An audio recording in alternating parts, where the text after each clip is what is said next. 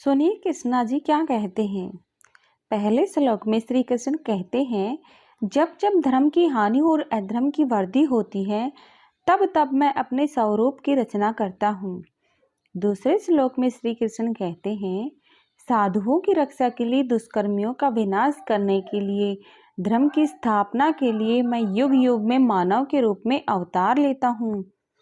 तीसरे श्लोक में श्री कृष्ण कहते हैं, जो न कभी हर्षित होता है, न द्वेष करता है, न शोक करता है, न कामना करता है, तथा जो शुभ और अशुभ संपूर्ण कर्मों का त्यागी है, वह भक्ति युक्त पुरुष मुझको प्रिय है। फिर श्री कृष्ण कहते हैं, निसंदेह कोई भी मनुष्य किसी भी काल में क्षण मात्र भी बिना कर्म किए नहीं रहता, क्योंकि सारा मनुष्य समुदाय प्रकृति जनित गुणों द्वारा परवश हुआ कर्म करने के लिए बाध्य किया जाता है।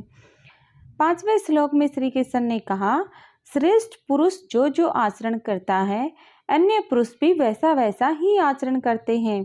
वह जो कुछ प्रमाण कर देता है, समस्त मनुष्य समुदाय उसी के अनुसार बरतने लग जाता है।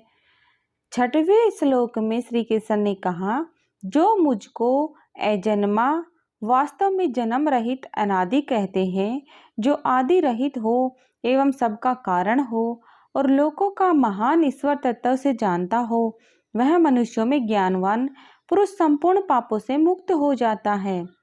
सातवें श्लोक में श्री कृष्ण ने कहा, हे महात्मन, ब्रह्मा के भी आदि कर्ता और सबसे बड़े आपके लिए वे कैसे नमस्कार न करें, क्योंकि हे अंततः, हे देवेश, हे जगनिवास, जो सतह असतह और उनसे परे अक्षर अर्थात सच्चिदानंद घन ब्रह्मा है, वह आप ही हैं। आठवें श्लोक में श्री कृष्ण कहते हैं, जो मूढ़ बुद्धि मनुष्य समस्त इंद्रियों को हठपूर्वक ऊपर से रोककर मन से उन इंद्रियों के विषयों का चिंतन करता रहता है, वह मिथ्याचारी कहा जाता है। नौवें श्लोक में श्री कृष्ण ने कहा, मनुष्य ने तो कर्मों का आरंभ किए बिना निष्कर्मता, जिस अवस्था को हुए पुरुष के कर्म अकर्म हो जाते हैं अर्थात फल उत्पन्न नहीं कर सकते, उस अवस्था का नाम निष्कर्मता है, यानी योग निष्ठा को प्राप्त होता है और न कर्मों के केवल त्याग मात्र से सिद्धि यानी सांख्य निष्ठा को ही प्राप्त होता है।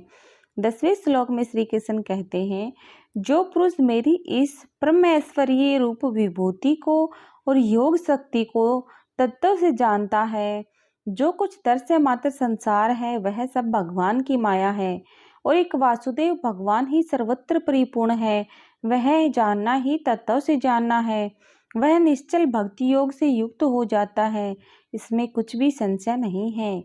11वें श्लोक में श्री कृष्ण कहते हैं, संपूर्ण प्राणी अन्न से उत्पन्न होते हैं, अन्न की उत्पत्ति वृष्टि से होती है, वृष्टि यज्ञ से होती है और यज्ञ विहित कर्मों से उत्पन्न होने वाला है। कर्म समुदाय को तू वेग से उत्पन्न और वेद को अविनाशी परमात्मा से उत्पन्न हुआ जाने। इससे सिद्ध होता है कि सर्वव्यापी परम अक्षर परमात्मा सदा ही यज्ञ में प्रतिष्ठित हैं। 12वें श्लोक में श्री कृष्ण कहते हैं, निश्चय करने की शक्ति, यथार्थ ज्ञान, असमूढ़ता, क्षमा, सत्य, इंद्रियों का वश में करना, मन का निग्रह तथा सुख दुख, उत्पत्ति प्रलय और भय अभय तथा अहिंसा, समता, संतोष, तप, दान, कीर्ति और अपकीर्ति, ऐसे ये प्राणियों के नाना प्रकार के भाव मुझसे ही होते हैं। 13वें श्लोक में श्री कृष्ण कहते हैं, ज्ञानी महापुरुष विद्या विनय युक्त ब्राह्मण में और चांडाल में तथा गाय, हाथी एवं कुत्ते में भी समरूप परमात्मा को देखने वाले होते हैं। 14वें श्लोक में श्री कृष्ण कहते हैं, श्री भगवान ने कहा, परम अक्षर ब्रह्मा है, अपना स्वरूप जीवात्मा अध्यात्म नाम से कहा जाता है तथा भूतों के भाव को उत्पन्न करने वाला जो त्याग है वह कर्म नाम से कहा गया है।